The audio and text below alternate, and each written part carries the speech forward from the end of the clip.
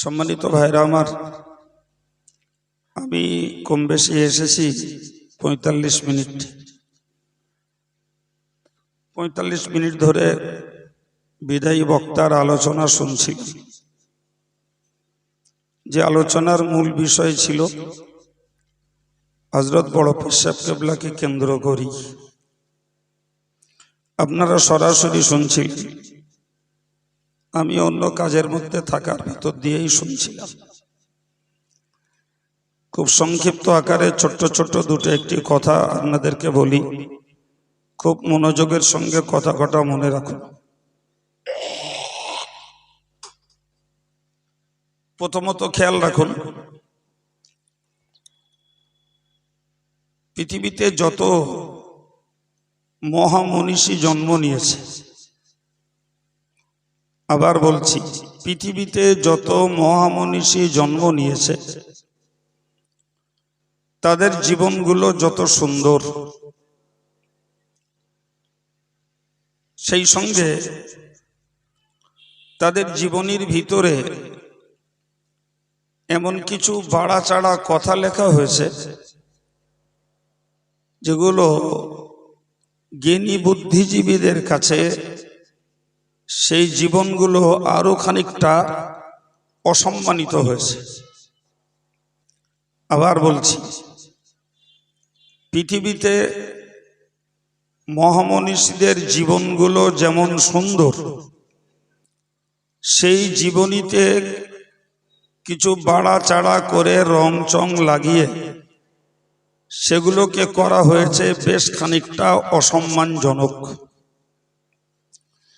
এই কথাটি উল্লেখ করেছেন বসিরাট আল্লামা হুজুর রহমাতুল্লাহ আলাইহে দাদা হুজুরের জীবনী গ্রন্থে।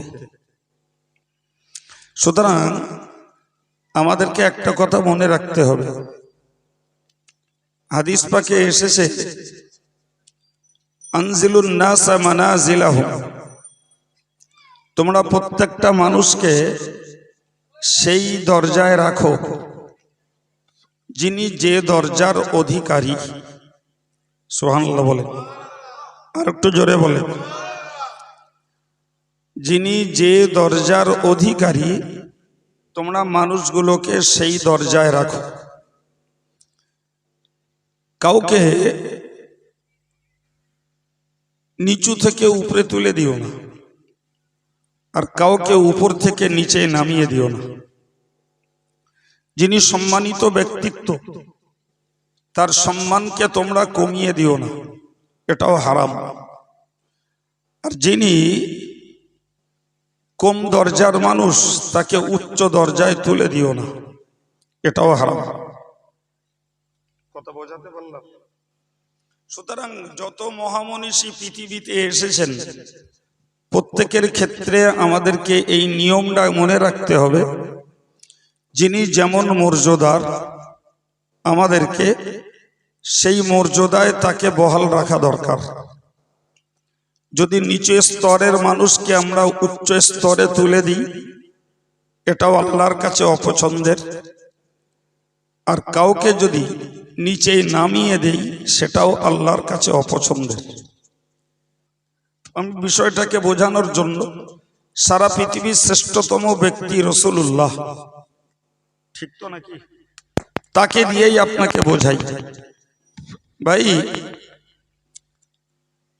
আমাদের দেশে একদল লোক রয়েছে যারা রসুলের সম্মান বাড়াতে বাড়াতে আল্লাহর দরজায় পৌঁছে দিয়েছে। জোরে বলুন নাউজুবিল্লাহ। আর একটু জোরে বলুন।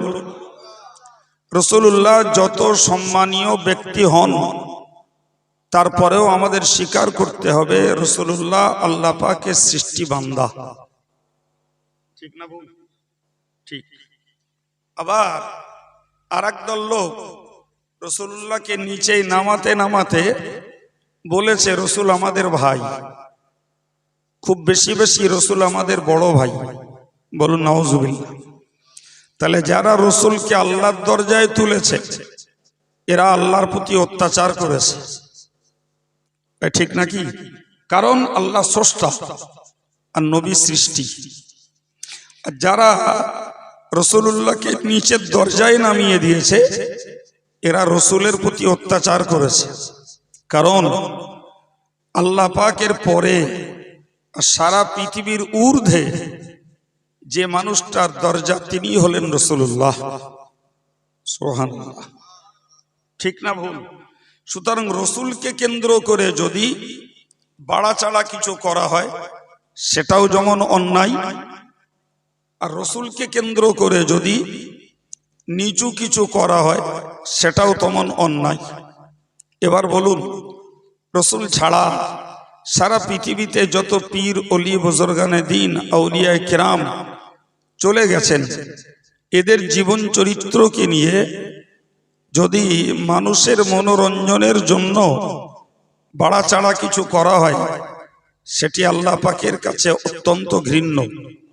আর কারোর সম্মানকে যদি যিনি যে স্তরের তার নিচেই যদি নামিয়ে দেওয়া হয় সেটাও আল্লাহ পাকের কাছে ঘৃণ্য। এই থিওরিটা আমাদেরকে মনে রাখতে হবে। নাম্বার 2, একটা কথা বলছি, কোরআন শরীফে আল্লাহ বলেছেন ইন্নামাল আয়াতু ইনদাল্লাহ। মনে রাখো তোমরা, যত রকমের অলৌকিকত্ব, নবীদের মুজিজা এবং পীর অলিদের কারামত, কি বলেছি বাবু? নবীদের মুজিজা আর পীর অলিদের কারামত, এর দুটোর একটাও কোন নবীর বা কোন অলির নিজের দেখানোর ক্ষমতা নাই। এর উপরে নির্ভর করছে আমাদের ঈমান। আবার বলছি, কোন নবীর নিজস্ব ক্ষমতা ছিল না যে নবী নিজে নিজে কিছু অলৌকিক ঘটনা ঘটিয়ে দেখাবেন, এ ক্ষমতা কোন নবীর নয়। কোন পীর অলির নিজের ক্ষমতা নয় যে তিনি নিজে কিছু কারামতি দেখাবেন। এই কথা দুটো মুখস্থ হয়েছে, অন্যমনস্ক হন না। আমার ওয়াজ ভালোই শোনেন, ভালোই জানেন। তাহলে কি আল্লাহ বললেন ইন্নামাল আয়াতু ইনদাল্লাহ, যত রকমের অলৌকিকত্বের নিদর্শন সব কিছুর উৎস হলেন আল্লাহ। সুবহানাল্লাহ বলেন। সব কিছুর উৎস কে? আল্লাহ। আল্লাহ যখন ইচ্ছা করেছেন কোন নবীর দ্বারাতে আল্লাহ পাক মুজিজা দেখিয়েছেন, আল্লাহ যখন ইচ্ছা করেছেন তখন কোন অলির দ্বারাতে কোন মুজিজা প্রকাশ, কোন কারামত প্রকাশ করিয়েছেন। এখানে নবী বা অলির নিজস্ব কোনো ক্ষমতা নাই। এই যখনই কোন অলির কারামতকে তার নিজস্ব ক্ষমতা বলে প্রকাশ করা হয় তখনই মূর্খ লোকগুলো তার কবরে যেয়ে মুখ ছুবড়ায়। কথা বুঝতে পারেননি? যখনই কোনো কারামত কোন অলির নিজস্ব ক্ষমতা বলে প্রকাশ করা হয় তখনই মূর্খ লোকগুলো তারে জ্যান্ত না পেয়ে তার কবরে যেয়ে লুটোপুটি খায়। কথা বলেন ঠিক না? যাতে মানুষের ঈমানটাই সর্বনাশ হয়। কিন্তু যদি এই বিশ্বাসটা ঠিক থাকে যে অলিরা কারামত নিজে নিজে প্রকাশ করতে পারেন না, তখন ওই মানুষগুলো এক কথায় বিশ্বাস করে যে অলির কারামত প্রকাশ করান আল্লাহ। সুতরাং আমাদেরকে যদি মুখ ছোবড়াতে হয় তাহলে আল্লাহর কাছে ছোবড়াতে হবে। কার কাছে? আপনি দেখলে অবাক হয়ে যাবেন। আপনি যত সাধারণ মানুষ হন ভাই, আপনারও ধিক্কার লাগবে যে কেতনা মানুষ পীরেদের কবরে যেয়ে সেজদা করছে, পীরেদের কবরে যেয়ে সেখানকার ধুলো নিয়ে বুকে মুখে ঘষছে, পীরেদের কবরে নিজেদের বাচ্চাগুলোকে নিয়ে সেখানে শুইয়ে দিয়ে এই বেলুন ডোলা করতেছে। ছি ছি ছি। আরে বাবা, যারা পীর অলি হয়েছেন তারা হয়েছেন তো আল্লাহর কাছে ফিকিরি করে, আল্লাহর কাছে ভিক্ষা করে, আল্লাহর কাছে দ্বারস্থ হয়ে তারা মহানত্ব লাভ করেছেন। ঠিক না ভুল? আপনি জ্বলন্ত প্রমাণ নেন। আপনারা ঘুমাচ্ছেন না তো? জি ভাই, হযরত নবী ঈসা আলাইহিস সালাম বিনা বাপে পয়দা হলেন, তাই তো নাকি? নবী ঈসা আলাইহিস সালাম বিনা বাপে পয়দা হলেন। পৃথিবীতে সন্তান জন্মানোর তিনটে প্রক্রিয়া। নাম্বার 1, বিনা বাপে বিনা মায়ে, যেটা হলেন আদম আর হাওয়া, মনে থাকবে।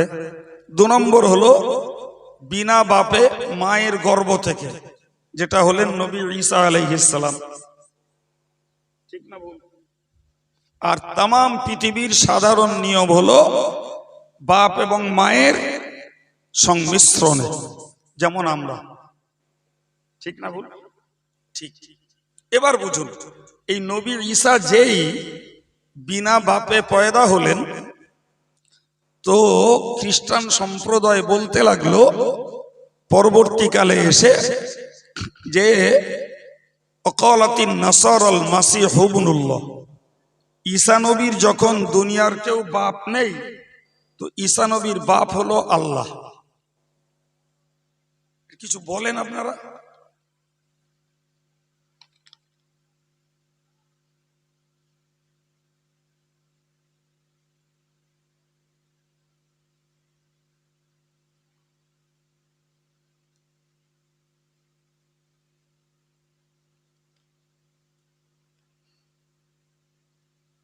आगे देती की है।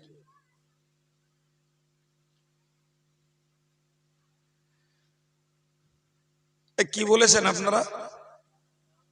তো এরকম পালা করে বলতেছেন। একদিন অশ্বর্য শুনে এতটা চেতনা আসেনি যে এত বড় একটা কুফরি কথা, বেঈমানি কথা, এটা শুনলে একটু নাউজুবিল্লাহ বলতে হয়। এইটা এখনো হ্যান্ডেল মারলি তাই বলবেন? সবাই মিলে একটু আবেগে বলেন নাউজুবিল্লাহ। আমরা তামাম জীবন সূরা ইখলাস পড়ে এসেছি, নামাজেও পড়ি। আমাদের ছেলেরা মেয়েরা সূরা ইখলাস মানে কুল হুয়াল্লাহু আহাদ, এই সূরাটা। তো তার ভিতরে রয়েছে লাম ইয়ালিদ, আল্লাহ কাউকে জন্ম দেননি, সুবহানাল্লাহ বলেন। ওয়ালাম ইউলাদ, আর আল্লাহ কারো থেকে জন্ম নেননি। এটা আমাদের আকীদা ভাই, এটা গল্প নয়, এটা কান বাজানো নয়, এটা আমাদের আকীদা। এই আকীদা ঠিক না থাকলে ইমানদার থাকা যাবে না, বেঈমান হয়ে যেতে হবে। তাহলে এই খ্রিস্টান জাতি যে বলল যে ওয়াকালাতিন নাসারাল মাসিহ ইবনুল্লাহ, যে ঈসা নবী হলো আল্লাহর ছেলে, নাউজুবিল্লাহ। ভাই, আল্লাহর ছেলে কেন বলেছে? কেন বলেছে বলেন? যেহেতু ঈসার মা মারিয়ামের কোনো ছেলের সঙ্গে বিবাহ হয়নি, আর এই অবস্থায় তার গর্ভ থেকে আল্লাহ সন্তান দিয়েছেন। ফলে লোকে বুঝলো যে মরিয়ম আল্লাহ পাকের স্ত্রী, আর মরিয়মের গর্ভের ঈসা সন্তান হলো আল্লাহর ছেলে। চিল্লে বলেন নাউজুবিল্লাহ। এখন এই যে কপাল পোড়ারা ঈসা নবীরে আল্লাহর ছেলে বলল, আল্লাহ বললেন সুবহানাল্লাহি আম্মা ইয়াসিফুন, ওরা আমাকে যে সমস্ত বদনাম দিয়েছে, আমি আল্লাহ সমস্ত বদনাম থেকে পবিত্র। সুবহানাল্লাহ বলেন। আমি আল্লাহ সমস্ত বদনাম থেকে পবিত্র। এই মাইক ম্যান আছে এখানে? এ বাবু, তো বেস্ট একটু বাড়া না, একটা গল্পটা দূর থেকে একটু বেস্টটা বাড়া, একটু গেনটা বাড়া। প্রিয় ভাইরা আমার, কিছু পার্থক্য হয়েছে বোঝা যাচ্ছে। কেন মেরে রাখে তো আল্লাহ জানে, আর ওরাই জানে। জি কি বললাম?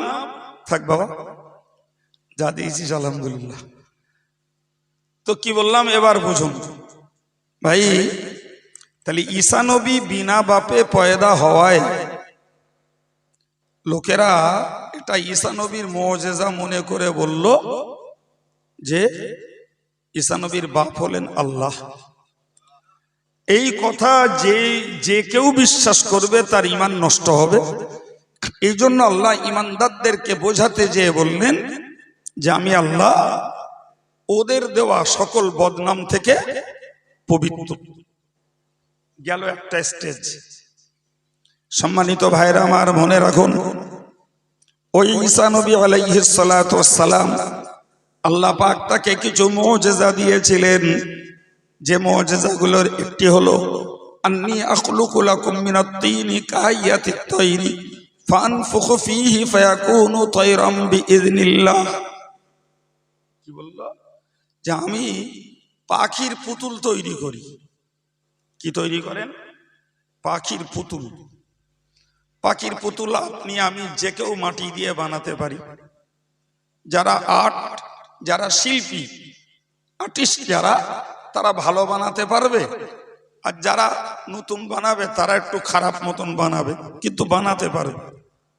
হযরত নবী ঈসা করতেন কি, তিনি সুন্দর আর্টিস্ট ছিলেন।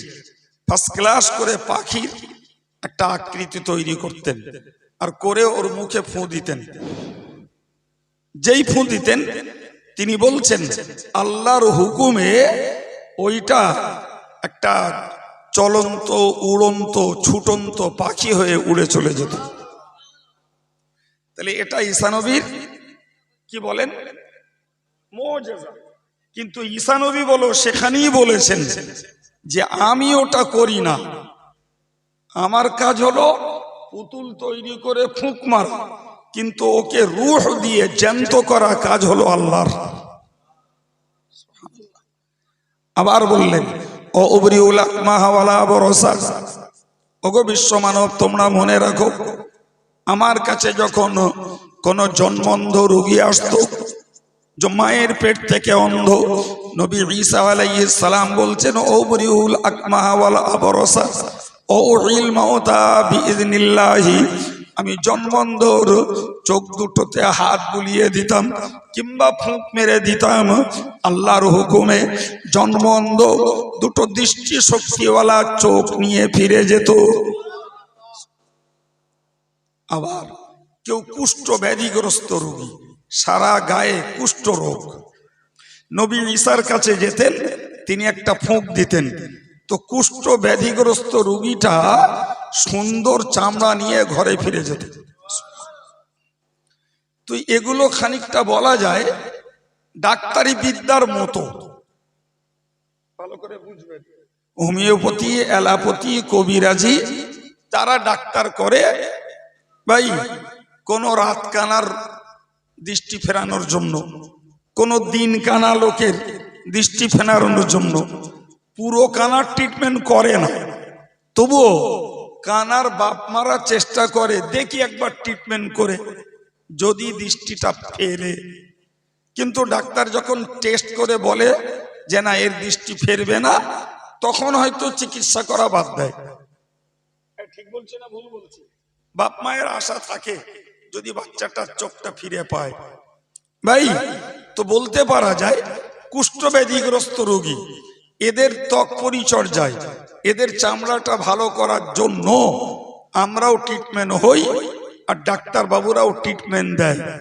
কারো সারে কারো সারে না, তবে না সারার সংখ্যা বেশি। ঠিক না ভুল? নবী ঈসা সেগুলোকে ফুঁক দিতেন, তারা ভালো হয়ে যেত। কিন্তু আজ পর্যন্ত পৃথিবীর রেকর্ড নেই যে কোনো ডাক্তার বাবু কোনো মরা মানুষের ট্রিটমেন্ট দিয়েছে।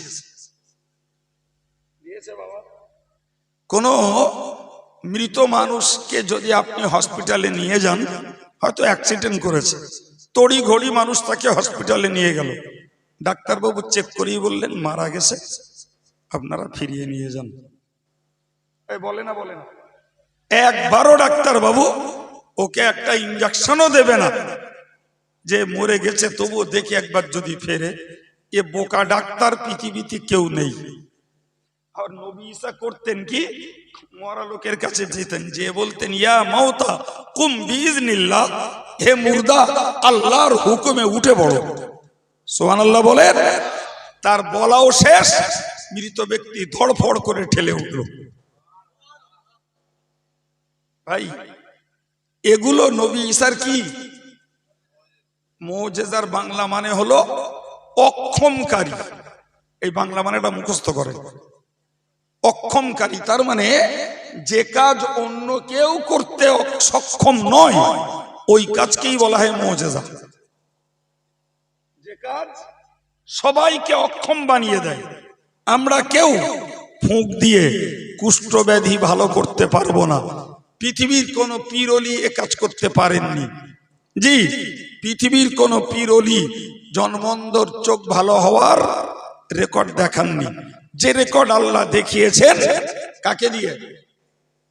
বাহ, ভালোই ওয়াজ বুঝছেন মাশাআল্লাহ, ঈসা নবীকে দিয়ে। ভাই এ গেল কটা। একটা তিনি বিনা বাপে পয়দা হয়েছে, আর একটা তিনি জন্মন্ধকে ফুঁক দিয়েছেন, আল্লাহ ভালো করে দিয়েছে। তিনি কুষ্ঠবেদীকে ফুঁক দিয়েছেন, আল্লাহ ভালো করে দিয়েছে। তিনি মরা মানুষকে বলেছেন, আল্লাহর হুকুমে মরা মানুষ জ্যান্ত হয়ে উঠেছে। কটা হলো? চারটে হলো না? জি, আবার একটা ও নাব্বিউকুম বিমা তাকুলুনা ওয়া মা তাদাখিরুনা ফি বুয়ুতিকুম। নবী ঈসা কাছে কেউ যদি যেত, উনি বলে দিতেন যে তুমি কি খেয়েছো বা কি খাবে, তোমার বাড়িতে কি জমা করে রেখেছো। একটু জোরে বলেন, একটু মন খুলে বলেন। ভাই এই জমানার কোন মানুষ যদি, জি আমার এই ভাই আমার সামনে গেলে আমি বললাম যে তুমি আজকে দুপুরবেলায় এই জিনিস দিয়ে ভাত খেয়ে এসো, ভাই বলো এক মুহূর্তের মধ্যে প্রেশার বেড়ে যাবে। সত্যি সত্যি এলে বড় মস্ত বড় পীর হয়ে গেল। যাতা পীর হলি না হলি বলতে পারে আমি দুপুরবেলা কি দিয়ে খেয়েছি, এখন আমি কি দিয়ে বাড়িয়ে ভাত খাবো। নবী ঈসার কাছে যখনই কেউ যেত তিনি বলে দিতেন তুমি এই খেয়েছো বা এই খাবে, আর এই তোমার বাড়িতে জমা করে রেখেছো। আশ্চর্য ব্যাপার। 5 নম্বর হলো এটা নবী ঈসার অলৌকিকত্ব, নবী ঈসার মুজিজা। জি, আল্লাহ পাক এগুলোকে তার দ্বারাতে ঘটিয়েছেন। 6 নম্বর একটা কারণ হলো, জি হযরত নবী ঈসার বিরোধী শত্রু ছিল ইহুদিরা। কারা বলেছি? জোরে বলেন কারা? ইহুদিরা। ভাই যে ইহুদিরা আজকের সারা পৃথিবীর মুসলমানদের শত্রু, যাদের প্রধান নায়ক নেতা হলো ইসরায়েলরা।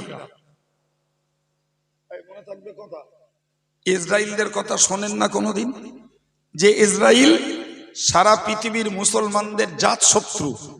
তো ওই জমানায় আগে ছিল মুসা নবী, তারপরে এলেন ঈসা নবী। তো মুসা নবীর কওমরা হলো ইহুদি, আর ঈসা নবীর কওমেরা হলো খ্রিস্টান। তো যেহেতু ঈসা নবী আসার পরে মুসা নবীর ধর্মটা বন্ধ হলো আর ঈসা নবীর ধর্মবিধান চালু হলো, এই রাগে ইহুদিরা ছিল ঈসা নবীর শত্রু। কিন্তু মাথা মোটারা এইটা বুঝিনি যে মুসা নবীকেও আল্লাহ পাঠিয়েছেন, আর পরবর্তী ঈসা নবীকেও। সুবহানাল্লাহ বলেন। সুতরাং এখানে ঈসা নবীর নিজের কোনো শত্রুতা, নিজের কোনো হিংসা, নিজের কোনো বিরোধিতা, মুসা নবীর উল্টো কিছু করার অধিকার ঈসা নবীর ছিল না। ছিল কি? মোটেই না। ঈসা নবী যা করেছেন সব কার হুকুমে? ইহুদিরা বুঝলো যে ঈসা নবী আমাদের নবী মুসার বিরোধিতা করছে। নাউজুবিল্লাহ বলেন। সম্মানিত ভাইয়ের আমার, পৃথিবীর কোন নবী কখনোই কোন নবীর বিরোধিতা তো দূরের কথা, কোন নবীর এগেনস্টে কেউ টু শব্দটা পর্যন্ত করিনি। সুবহানাল্লাহ বলেন। কারণ সমস্ত নবীরা এক কারখানার সম্পদ।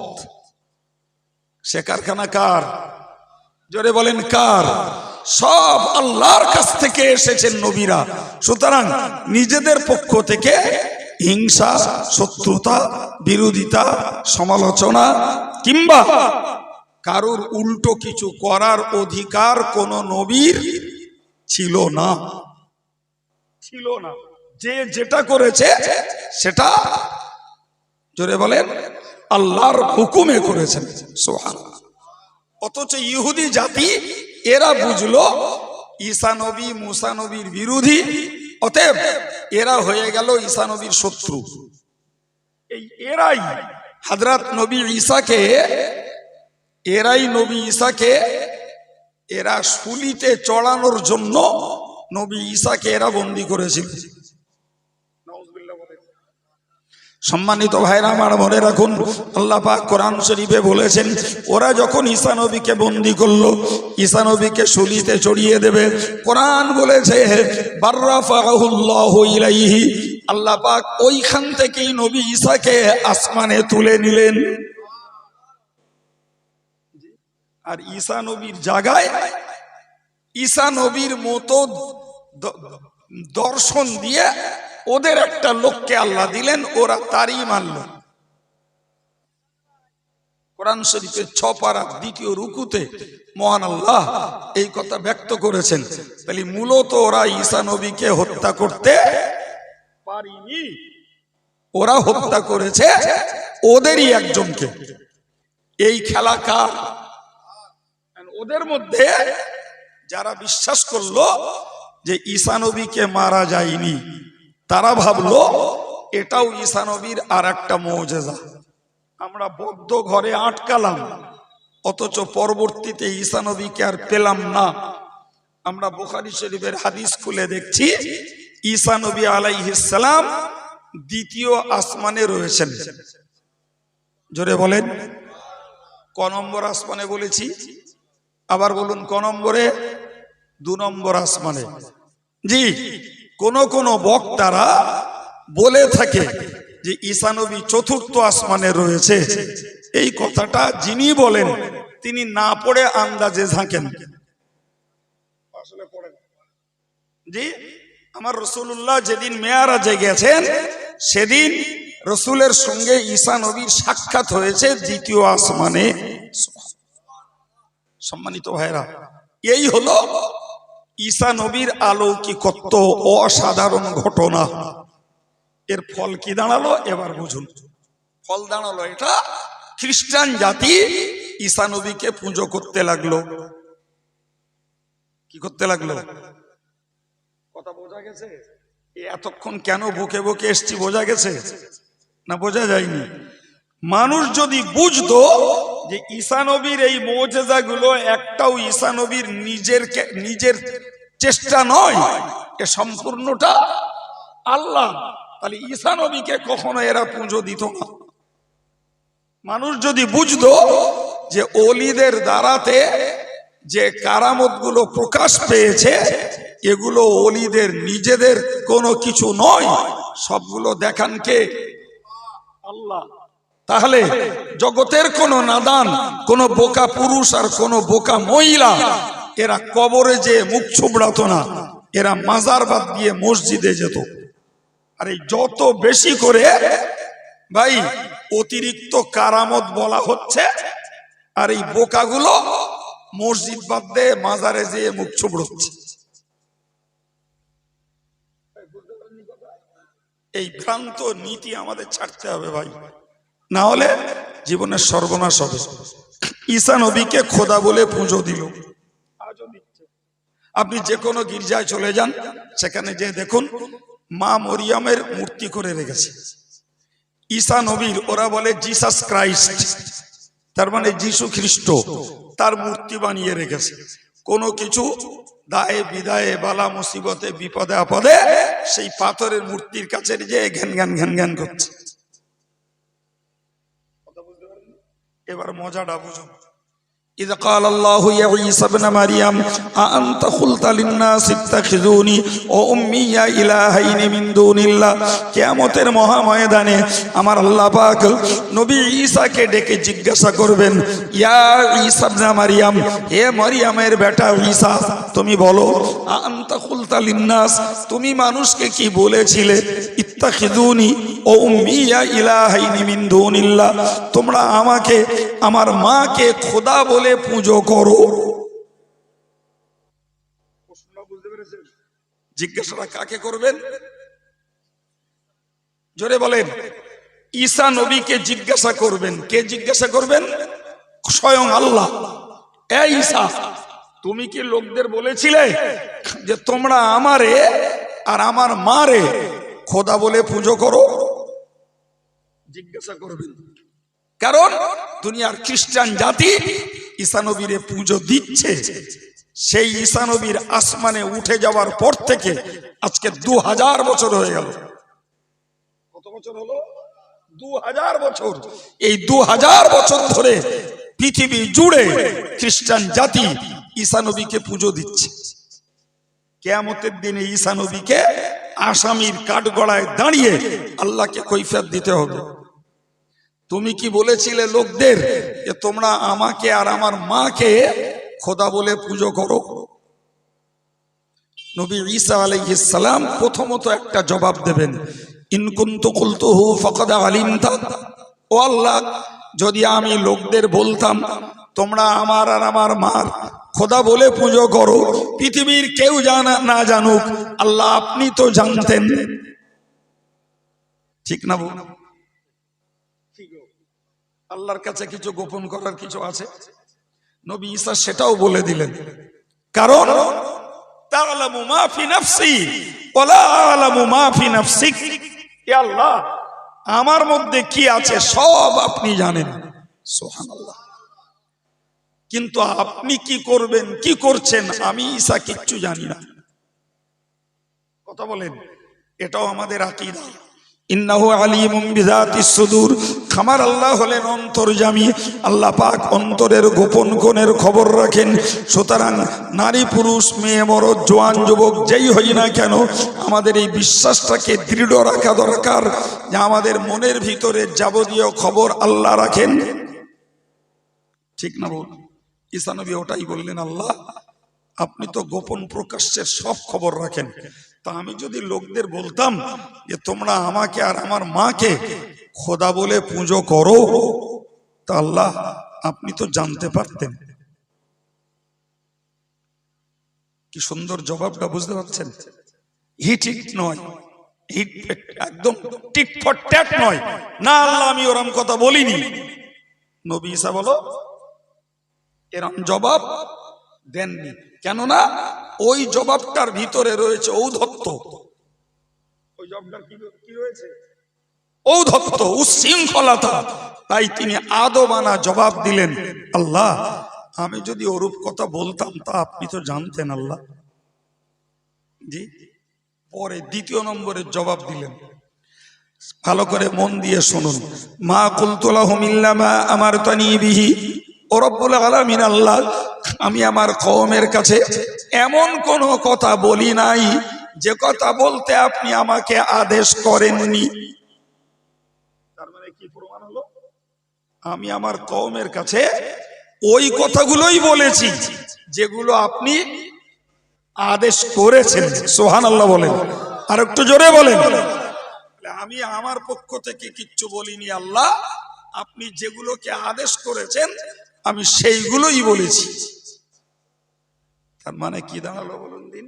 মানে দাঁড়ালো আপনি যদি আমারে আদেশ করে থাকেন যে ঈসা তুমি লোকদের বলো লোকেরা তোমারে আর তোমার মারে পুজো করুক, তাহলে আমি বলেছি। কথার মার পেঁচ আছে বিরাট, বিশাল মার পেঁচ। জি, আল্লাহ তোমার আদেশ ব্যতীত আমি কিছু বলি নাই। সুতরাং তুমি যদি আমায় বলে থাকো যে ঈসা তুমি লোকদের বলো ওরা যেন তোমার আর তোমার মার পুজো করে, তাহলে আমি বলেছি। আর আল্লাহ তুমি যদি ও কথা আমায় বলতে না বলো তাহলে আমি বলিনি। জি, কোরআন তাও বলে দিয়েছে, আল্লাহ তুমি আমাকে বলেছিলে আনি উবুদুল্লাহ রাব্বি ওয়া রাব্বাকুম, আমি সেটাই তো বলেছি লোকদেরকে, ও দুনিয়ার মানুষেরা তোমরা আল্লাহর ইবাদত করো, আল্লাহর ইবাদত করো, আল্লাহর জন্য নামাজ পড়ো, আল্লাহর জন্য তাসবিহ পড়ো, আল্লাহর জন্য জিকির করো, আল্লাহর কাছে তওবা ইস্তেগফার করো, কারণ ওই আল্লাহ হলেন আমি ঈসা আমারও রব আর তোমাদেরও রব। জোরে বলুন, আমার রব আল্লাহ। তাহলে আমি যদি নিজেই আল্লাহকে রব বলছি, তাহলে আমি আবার কি করে রব হই? আমি নিজেই তোমার ইবাদত করছি, তাহলে আমি আবার লোককে কি করে বলি তোমরা আমার ইবাদত করো? আমি তো নিজেই গোলাম, নিজেই তো গোলাম, আমি লোককে কেমনে বলবো? সুতরাং ঈসা নবীর এই সুন্দর বয়ানে প্রমাণ হলো যে ঈসা নবী আলাইহিস সালাম লোকেদেরকে বলেননি যে তোমরা আমাকে আর আমার মাকে খোদা জ্ঞানে কি করো, পূজা করো। ঈসা নবী বলেননি। এটা প্রমাণ হবে কবে বলেন তো? কিয়ামতের দিনে। এখন যারা ঈসা নবীকে পুজো দিয়েছে আর আজও যারা দিচ্ছে, তাহলে প্রমাণ কি হলো? যে ওরা নিজেরা নিজেরা মাতব্বরি করেছে। কথা বলে।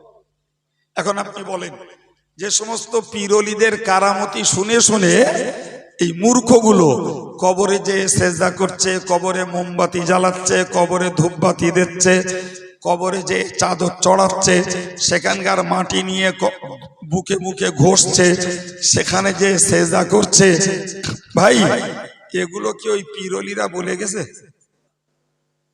বলে গেছে?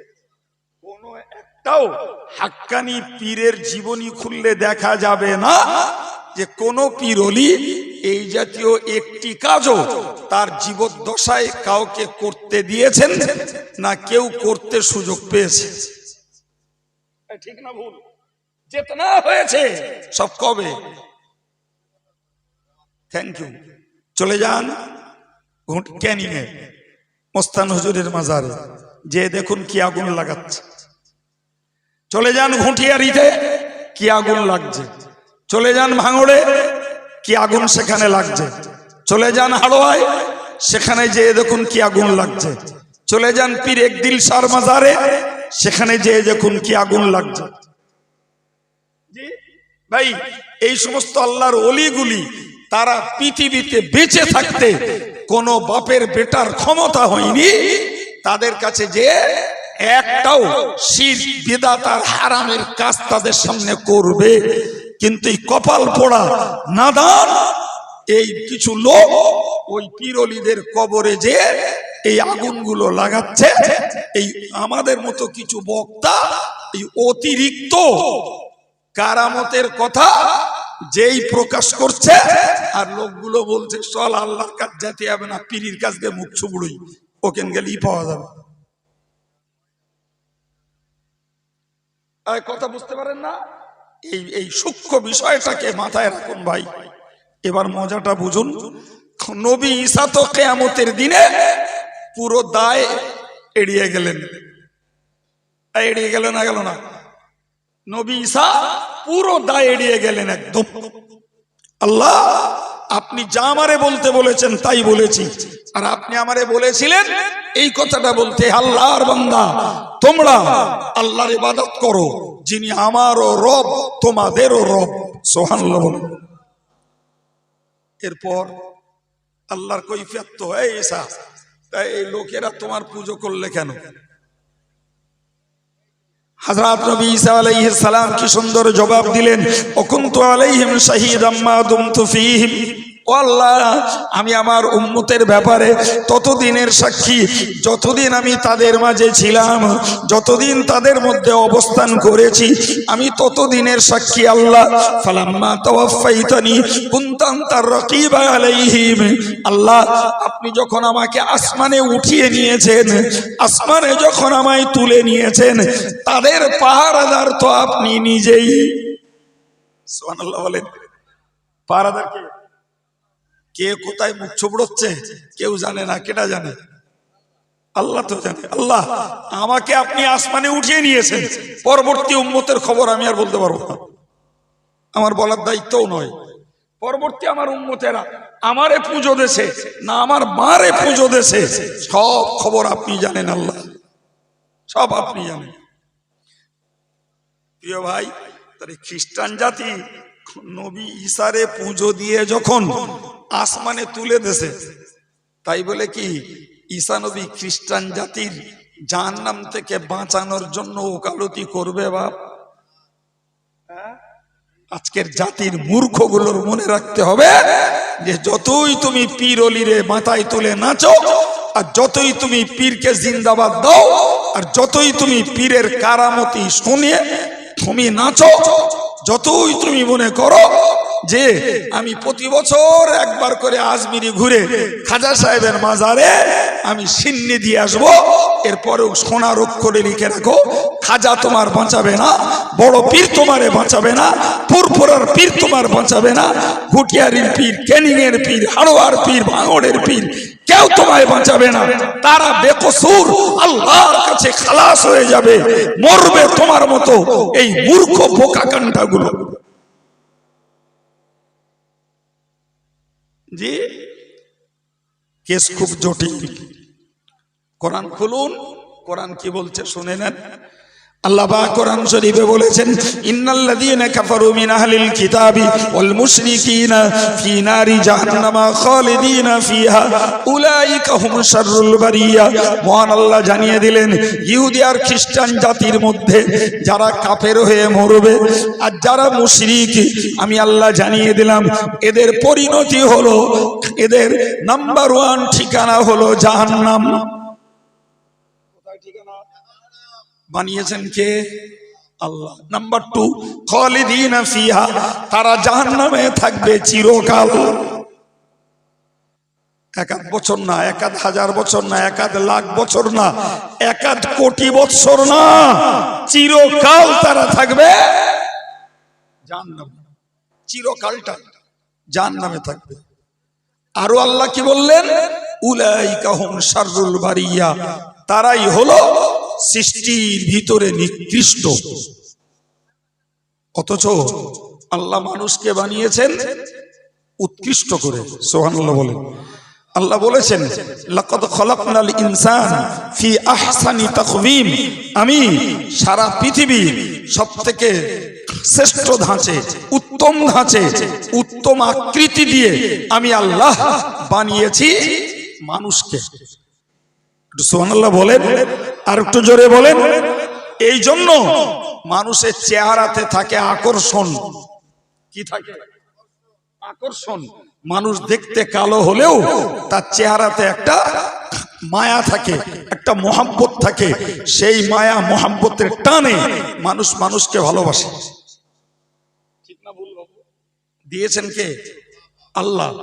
অথচ সেই মানুষ যখন কুফরি করবে, সেই মানুষ যখন শিরকি করবে, সেই মানুষ যখন আল্লাহর ইবাদত বাদ দিয়ে ভাই মানুষের ইবাদত করবে, সেই মানুষ যখন আল্লাহর সিজদা করা বাদ দিয়ে মানুষের সিজদা করবে, আল্লাহ পাক বললেন এরা যাবে জাহান্নামে, থাকবে চিরকাল, আর এরাই হলো আমার সৃষ্টির ভিতরে সবথেকে নিকৃষ্ট।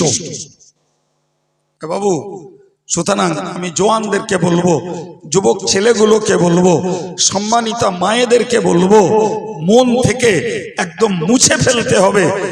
জি, পীর অলিদের কারামতি আর নবীদের মুজিজা, ভাই এগুলোতে আমাদের কিচ্ছু নেই।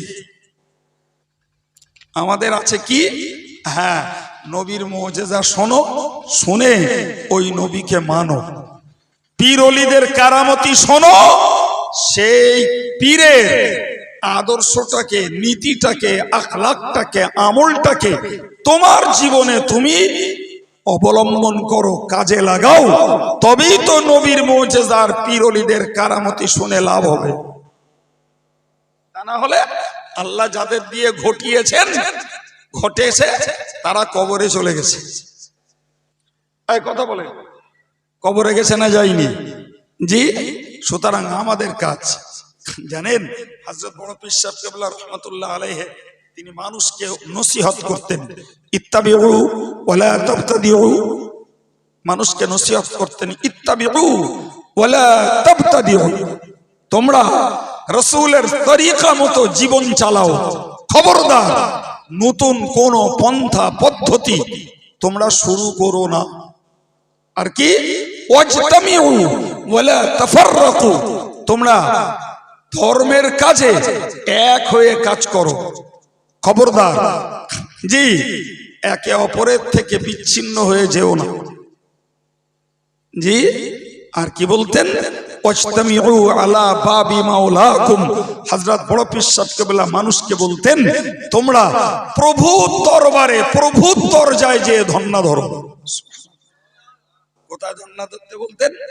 প্রভুর দরজায়, প্রভুর দরবারে যে ধন্না ধরো। তোমার জীবনে যা চাই, যা দরকার, কার কাছে যাবে? আল্লাহর কাছে। নবী বলেছেন, ইজা সালতা ফাসআলিল্লাহ ওয়া ইজা ইসতাআনতা ফাসতাইন বিল্লাহ, তোমরা যখন কিছু চাইবে আল্লাহর কাছে চাও, ছোট থেকে বড় যা তোমার দরকার তুমি আল্লাহর কাছে চাও। ওয়া ইজা ইসতাআনতা ফাসতাইন বিল্লাহ, আর যদি সাহায্যের কিছু দরকার লাগে তাহলে সাহায্যটা আল্লাহর কাছেই চাও। কিতনা নাদান রয়েছে, কি সর্বনাশ। বাচ্চা কাচ্চা হয় না, তা পীর সাহেবের কবরে যেয়ে বগাসে ইট বেঁধে দিল, বলতে পীর সাহেব এই তোমার ঘাড়ে ইট ঝুলকে দিলুম, যদি আমার বউর পেটে বাচ্চা হয়, কিংবা বউ বলছে আমার পেটে যদি বাচ্চা হয় তাহলে তোমার ঘাড়ের থেকে ইট নামাবো, নাহলে এই ইট তোমার ঘাড়ে। এই নাকি শিক্ষিত যুগের লোকের কাজ। বগাসে এক তালা ঝুলিয়ে দিয়ে আসলো, কোনখানে কিচ্ছু না, এক তালা ঝুলিয়ে দিয়ে আসলো। আচ্ছা তোরা যে বাবা ওখানকার ধুলো নিয়ে ঘষতেছিস, ও তো ঘোড়ার ডিম, ওখানে গেঁজায় দম মারা ফকিরি গে ধুলো, ও কি পিরির পাত ধুলো? একটা সাধারণ বুদ্ধি তো মানুষের থাকে, কিচ্ছু না ভাই। ওই যে হাড়োয়ার পীর সাহেব ওই লোয়ার বেড়ায় চাঁপা ফুল ফুটিয়ে এলো, বা খেল শুরু হয়ে। কি ধরনের বোকা! আরে তোরা পীরওয়ালিদের কারামত দেখলি রে? আর যে আল্লাহ ওই মানুষকে সৃষ্টি করলেন, যে আল্লাহ ওই মানুষের কারামতি দিলেন, যে আল্লাহ ওই মানুষকে অসাধারণ গুণ দান করলেন, সে আল্লাহর কাছে একটু মাথা নিচু করে সুবহানা রব্বিয়াল আলা একটু বলতে মন চাইল না রে? কি সর্বনাশ! প্রিয় ভাইরা আমার, সুতরাং আমি আপনাদেরকে শুরু থেকে কোরআন হাদিসের তথ্যে একটাই জিনিস বোঝাতে চেষ্টা করেছি, সেটা হলো যে আমরা নবী বা পীর ওলিদের কারামতি শুনে কশ্চিৎ কালেও পীর ওলিদের কাছে মুখ থোবড়াবো না, তাদের কাছে ভিক্ষা করব না, তাদের কাছে যাচ্চা করব না, তাদের কবরের পাশে তেল পানি রেখে দিয়ে কেউ পড়ে দেয় না, উইনে ব্যবহার করতে, মনে করতে পীর সাহেব উঠে ফুদিকে। আশ্চর্য ব্যাপার। আমি নিজে চোখে দেখেছি, বললাম কোলে করে বাচ্চা নে ওই ধুলো এনে শুইয়ে এরকম করে বেলুন ডোলা করলে চলে যাচ্ছে। কি সি সি সি! ভাই তুই মান্নত করতেছিস পীরের কাছে, কি ব্যাপার? আল্লাহ আমার একটা ছেলে দাও, যার মোটে কিচ্ছু হয় না, সে বলছে আল্লাহ ছেলে হোক মেয়ে হোক একটা কিচ্ছু দাও। আরে আমি শুধু ভাবি যে আমার দেশের কুকুরগুলো কনে মান্নত করে, গরুগুলোই বা কনে মান্নত করে, কিছু বলেন? ওর গা মান্নত টান্নত লাগে? হ্যাঁ, ওর গা মান্নত টান্নত কিচ্ছু লাগে না। জি সব আল্লাহর হুকুম, আল্লাহর ইচ্ছা। কুকুরেরও আল্লাহ বাচ্চা দেয়, গরুরও আল্লাহ বাচ্চা দেয়, ঠিক না ভুল? বরং গরু বাচ্চা দেয় একটা, দুটো গরুর বাচ্চা হতে খুব একটা শোনা যায় না। জি কুকুরের বাচ্চা হয় 4টে 5টা 6টা 7টা, কথা বলে।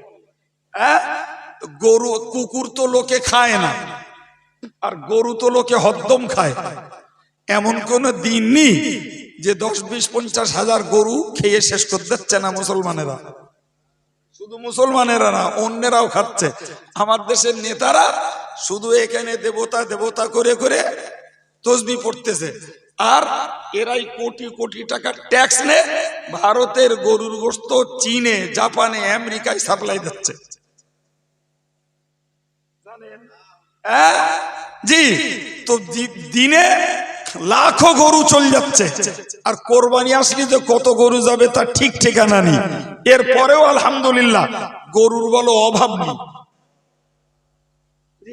শুকর আর কুকুর এরা 4-5টা করে বাচ্চা পড়ে, কুকুর তবুও গৃহপালিত পশু হিসাবে কিছু দেখা যায়, শুকর সহজে নজরে পড়ে। বাপ কথা বলেন, তার মানে কি বলেন দিন, তার মানে হারামে বরকত আল্লাহ রাখে না, আর হালালে আল্লাহ বরকত দেয়। তো গরু হালাল, ওই জন্য আল্লাহ বরকত দেয়। কত খাবি খা, আর কত শত বছর ধরে খেয়ে আসতেছি, আজও পর্যন্ত গরুর অভাব হয়নি। যদি অভাব হয় তো সরকার নাটক করে অভাব ঘটায়, আল্লাহর ভান্ডারে কম নেই। সুবহানাল্লাহ। অথচ কুকুর আর শুকর একটা কেউ খায় না বলা যায় জি, তারপরেও কুকুর দেখা যায় কম, শুকর মোটেই দেখা যায় না। তার মানে কি ভাইরে, সন্তান আল্লাহর কাছে চা, বাবা মা সন্তান আল্লাহর কাছে চা, আল্লাহ যদি দেয় তো নেক্সট সন্তান আল্লাহ দেবে। তুই পীরের মাজারে যে মান্নত করে সন্তান চাস না, পীর সাহেবের ক্ষমতা নাই কাউকে সন্তান দেওয়ার, পীর সাহেবের ক্ষমতা নাই রে জি। সন্তান দিলে তোকে আল্লাহই দেবে। কে দেবে? আল্লাহ দেবে। সুতরাং আমরা এই জাতীয় কাজগুলো থেকে আলহামদুলিল্লাহ সিলসিলায়ে ফুরফুরা শরীফের মতাদর্শের মানুষ আমরা বেঁচে থাকি। তবে আমার যেটা দেখে দেখে মনে হয়েছে ভাই, বিশ্বাস করুন, আমাদের ঘরের অনেক যুবক ছেলেরা জানেন, প্রচুর যুবক ছেলেরা, আমি নিজে দেখে বলছি, যারা বোম্বে, গুজরাটে, দিল্লিতে কাজ করে, এরা না ওদের সঙ্গে মিশে মিশে এরাও দেখি মাজারে যেয়ে ওইরকম ফুল দেওয়া ধরে দিচ্ছে না। অথচ সব এই ফুরফুরা ঘর ছেলে বলো, ওখানে গেলে মাথার গা বিগড়ে দেয়। এরাও দিব্যু কবরে যে ওইসব করছে। আমি কয়েকটা কবরে যে ঝগড়াও বাঁধালাম, আমাদের ছেলেগুলো ডেকে ফিরিয়ে আনলাম, তাতে সেই কবরের পান্ডা যারা থাকে মাজারে, তার বিরাট রাগ আমার উপরে।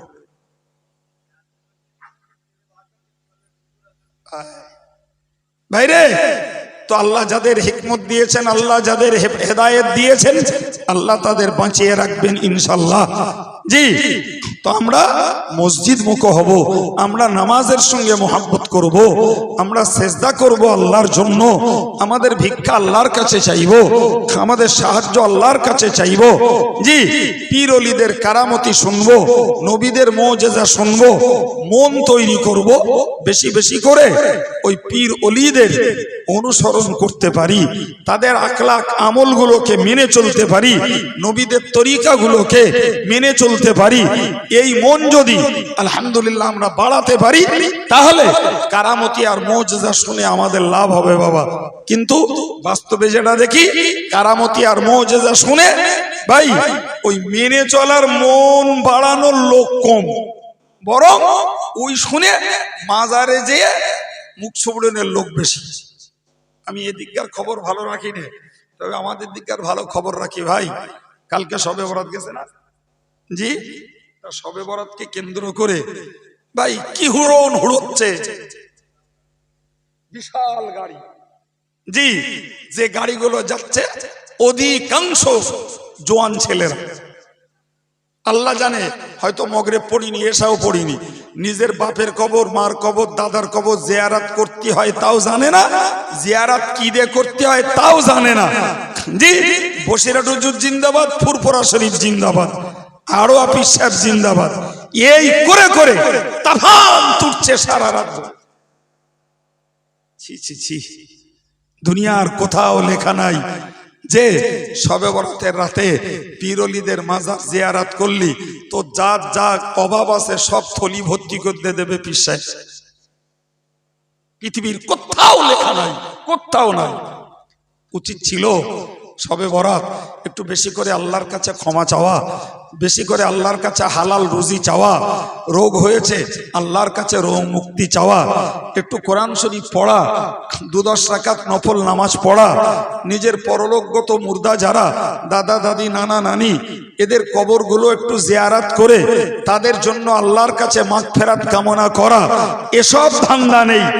কোথা থেকে কোন আবেগে ভেসেছে যে পীরের মাজারে গেল, সেখানে গিয়ে দেখুন পুরো পুরো হাট হচ্ছে একদম, সেখানে স্বস্তির সঙ্গে একটু দোয়া করবে এই সুযোগও নাই, যে 10 মিনিট বসে একটু আল্লাহ আল্লাহ আল্লাহ করবে এ সুযোগও নাই।